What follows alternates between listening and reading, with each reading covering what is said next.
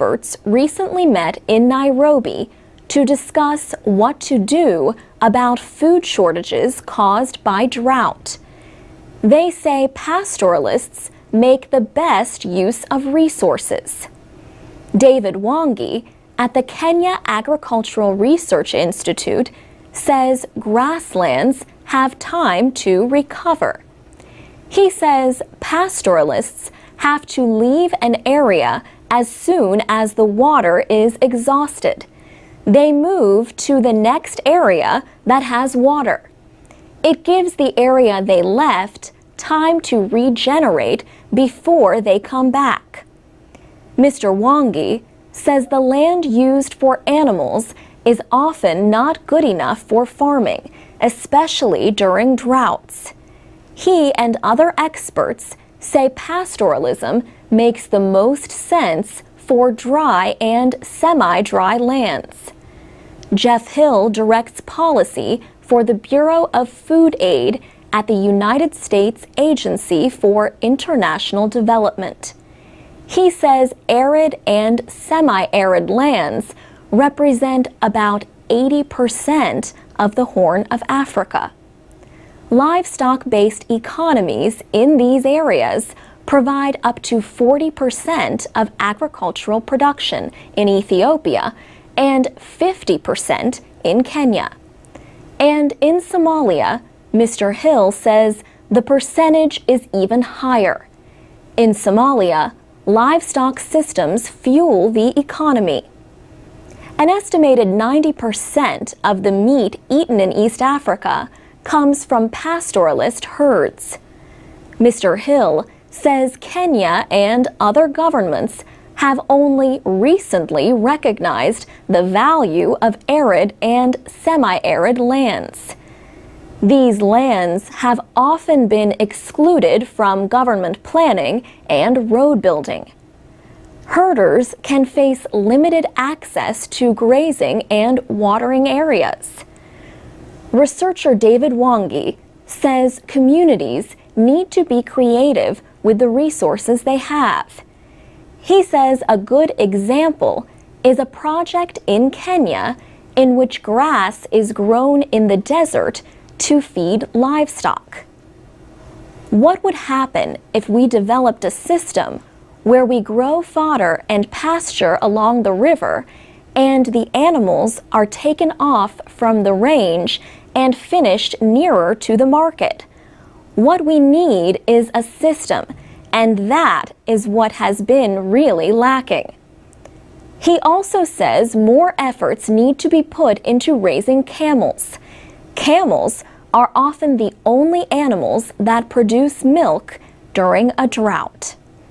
For VOA Special English, I'm Alex Villarreal.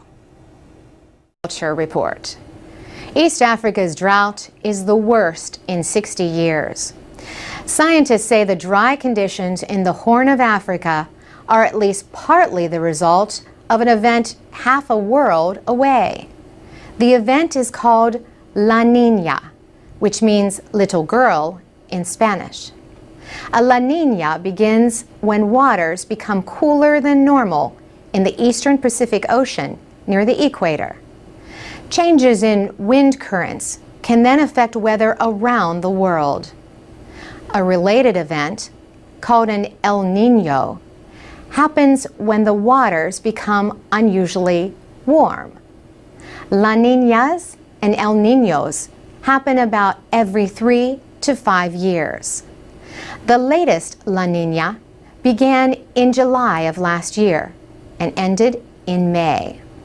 The conditions can last for up to 2 years. Wasila Tiao studies Africa for the Climate Prediction Center at the National Weather Service in the United States. With the La Niña, Mr. Tiao says the easterly winds that are supposed to bring moisture into East Africa are reduced. And when that happens, rainfall is reduced. Starting late last year, rains that were supposed to fall over Somalia, southern Ethiopia, and northern Kenya failed. That part of the Horn of Africa has a second rainy season during March, April, and May. Mr. Tiyao says that one failed too, but probably mostly due to the atmospheric conditions that prevailed at that time.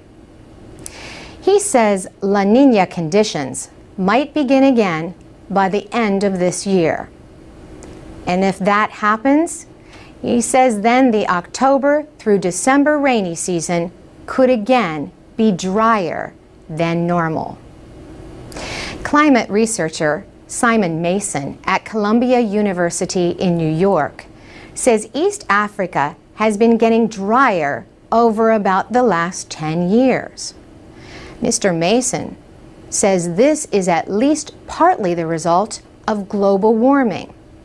Rising temperatures in the Indian Ocean create conditions that pull moisture away from East Africa.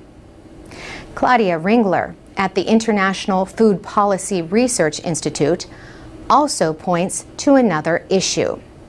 She said much of the land in the drought-affected areas is not very productive, even in good times. It will not get any better. Even if we have a bit more rainfall, the general potential for more food production is not expected to improve dramatically in the region. In the United States, the latest La Niña pushed moisture away from the south, causing severe droughts. Texas has suffered billions of dollars in agricultural losses. Changes in the winds pushed the rain toward northern states, causing floods. For VOA Special English, I'm Carolyn Presutti. You can learn English and stay informed every day at voaspecialenglish.com. From VOA Learning English, this is the Agriculture Report. Some countries have suspended imports of wheat from the United States.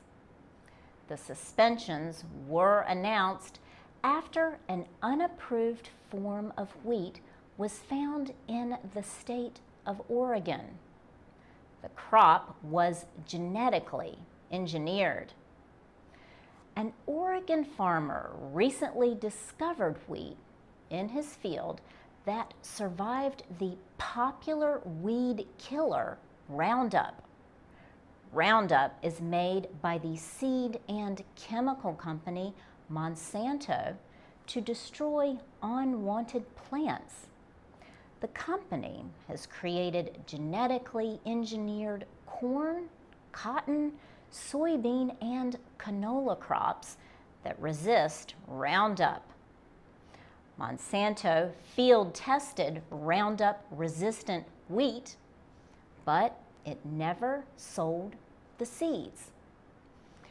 Michael Furco is with the United States Department of Agriculture. He says the wheat passed safety inspections. Monsanto ended its wheat project because buyers in Europe and Asia were concerned about the safety of genetically engineered crops. The discovery of unapproved wheat in Oregon led Japan and South Korea to temporarily suspend some imports. The United States is the world's largest wheat exporter, but American agriculture has difficulty competing against other countries because production costs are higher in the United States. Mark Welch is an agricultural economist at Texas A&M University. He says the incident could affect America's place in the world market. United States officials are working to identify the source of the genetically engineered wheat. There is no evidence yet that it has entered the food supply.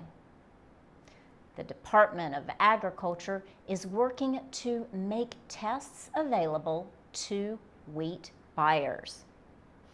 For VOA Learning English, I'm Laurel Bowman.